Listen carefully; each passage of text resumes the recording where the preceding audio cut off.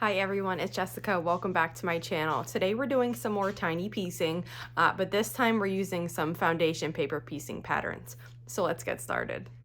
So here I have a foundation paper piecing pattern for a Dutchman's puzzle block, and this is going to finish at 2 inches. You can definitely make this block without foundation paper piecing. These geese, when they're finished, they're going to measure 1/2 of an inch this way by 1 inch this way. So you could definitely piece those geese, but I also wanted to show you that you can foundation paper piece many blocks too, even if they're a traditional block.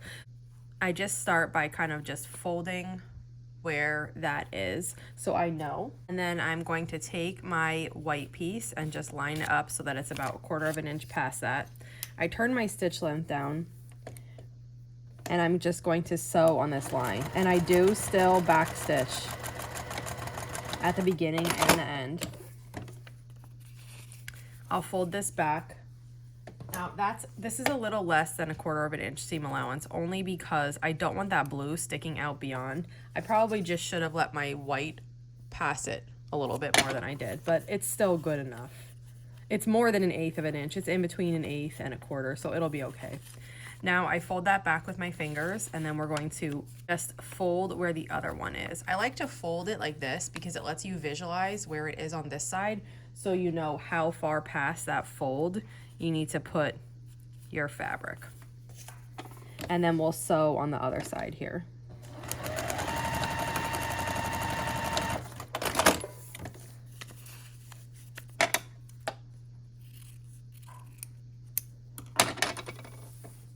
And like I said, you could piece these. They're incredibly small, 1/2 of an inch by 1 inch finished.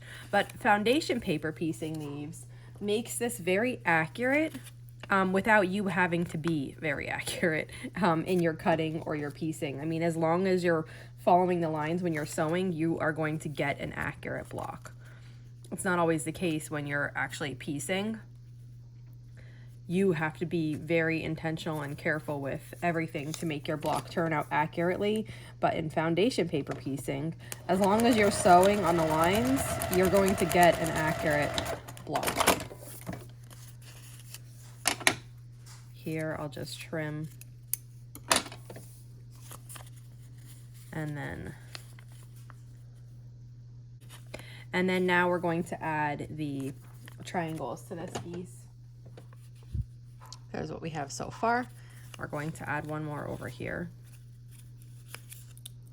Sometimes if I sew out into the seam allowance when I'm doing my fold, I have to just like tear the paper off the seam just so I can get a good crease on where I'm supposed to be.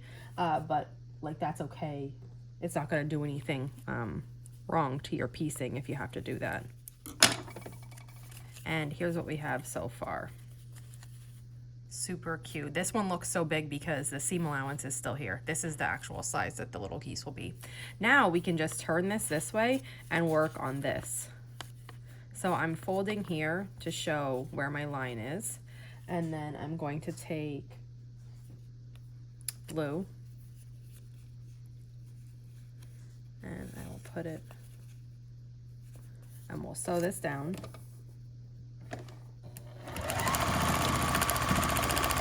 Sometimes these like threads here can get annoying. If they do, you can just go ahead and just trim them all right off. It depends how much your machine leaves when you cut it, to see if those threads are long or short.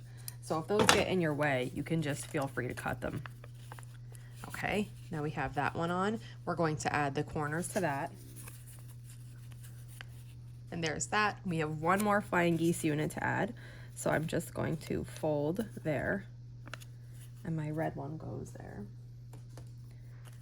So we'll put this about 1/4 of an inch past that. And we'll sew on this line here. Okay, and there we go. So this is what it looks like so far. Now, you can press this with an iron, you can finger press, whatever you choose. Just usually when you're paper piecing, you don't use steam. The steam can curl the paper on the back, which can make it a little bit distorted. So if I do press, I just press with a dry iron here.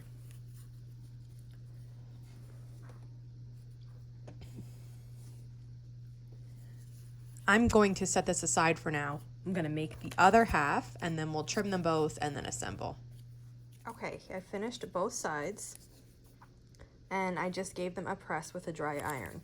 We're going to trim them now. So you flip them over and you lay your 1/4 inch of your ruler on the dark line, and we're going to be cutting on the dotted line. So if you put the 1/4 inch line of the ruler on the dark line, the edge is automatically lined up with the dotted line, and then you cut.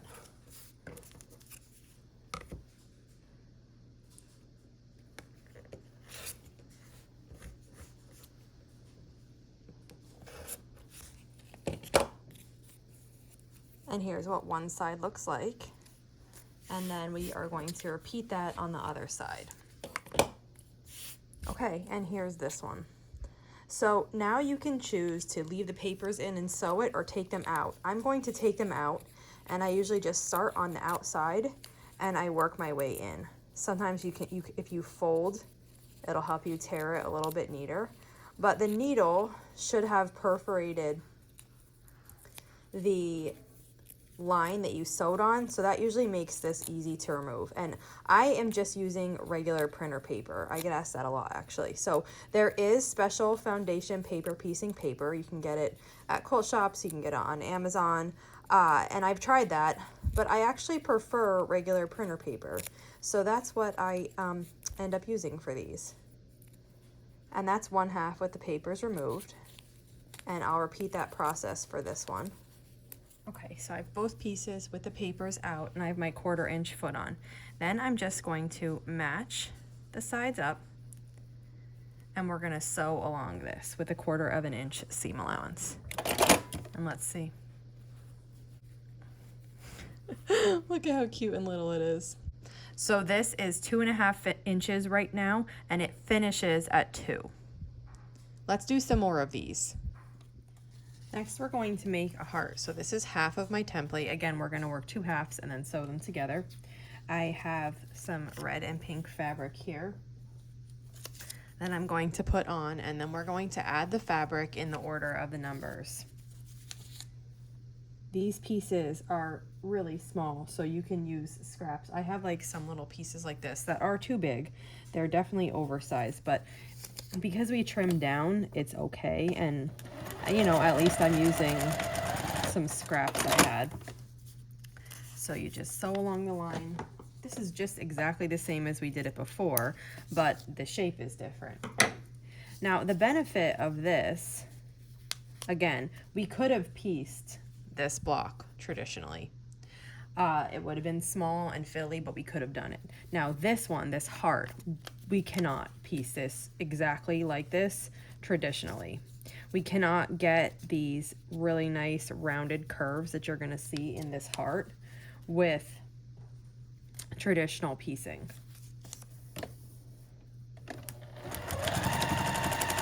And that's the reason why paper piecing is like loved so much, because you can make so many things that you can't make with traditional piecing. And I mean, it does take extra time, and you know, it's another skill to learn. In my opinion though, it's definitely worth it, because you can make so many really pretty things. And I'm just doing exactly what I did before. I kind of like fold it back, I mark where I'm gonna sew, so I'm making sure I'm covering that enough. And I mean, you're gonna make mistakes. I mean, you know, you're gonna sew it incorrectly and have to rip it out sometimes, but it's a learning process, and the more you do it, the less you'll have to rip out. I just sewed the last piece on there, and now let me open it and show you. So we have this really nice rounded edge that we can't really get with traditional piecing. And we're going to trim this in exactly the same way. I'm gonna place my 1/4 inch line of the ruler on this black, and then we're gonna cut on the dotted. And here's what we have, 2 pieces. I made the other half too, and I trimmed them both. Now, before we sew these together, I'm just going to take out the papers.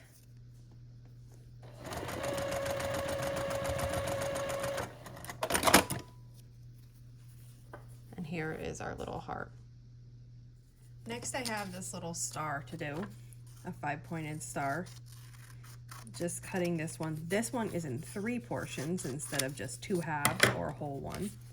And we're gonna assemble each portion and then trim them and sew them together. So let's start with the A section. I have a slightly oversized white piece here, and I'm just folding back to mark where I'm gonna put the next piece, and then I'm just folding to make sure it's gonna cover everything. Then we'll sew. I don't think I'm quite covering it. Let's try that. That feels better. Okay, then we'll sew on this line here.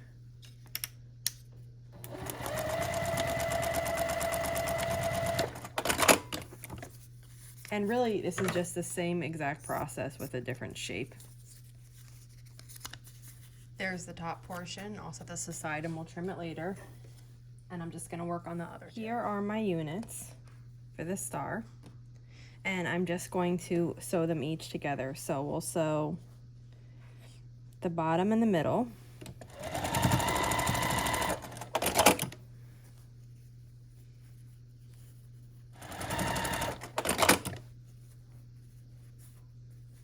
And here is our little 5-pointed star. And let's do one more today. So this is the next one we're going to do. Now this little square is perfect for fussy cutting. And I have this little cherry that's gonna be right in the middle. So for this one, we work all in one piece, start in the center and then work out. If you want, you could always put a dab of like a glue stick here to hold this in place until you get it all settled. And then we're just gonna follow in the order. Now I don't have triangles. I have these little pieces, too big, but still they will work. So I'll just start adding pieces in the order that the numbers are on the blocks.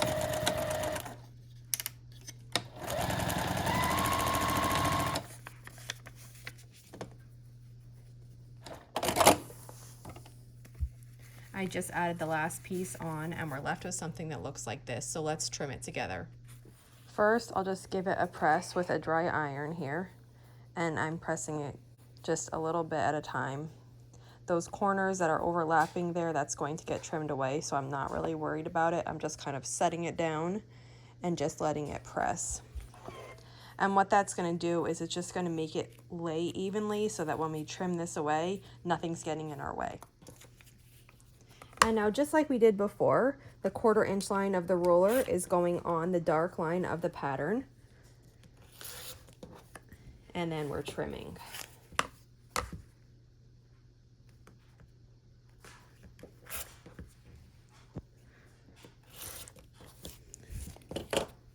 And here's what our little block looks like.